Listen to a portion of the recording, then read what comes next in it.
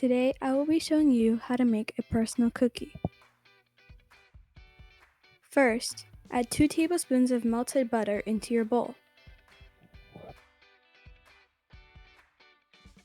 Then, mix in 1 tablespoon of brown sugar,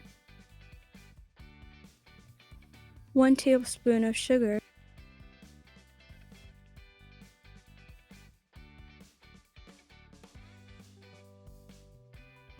a 1/4 teaspoon of baking powder,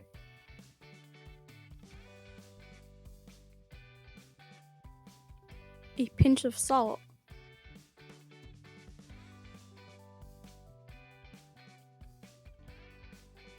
a 1/4 teaspoon of vanilla extract,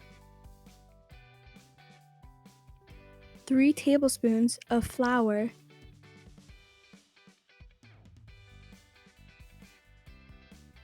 lastly, fold in 2 tablespoons of chocolate chips and pat it down using a spoon so it is flat. Once everything is well combined, microwave it for 50 to 60 seconds. This recipe could also be used to make edible cookie dough because there are no raw ingredients in it.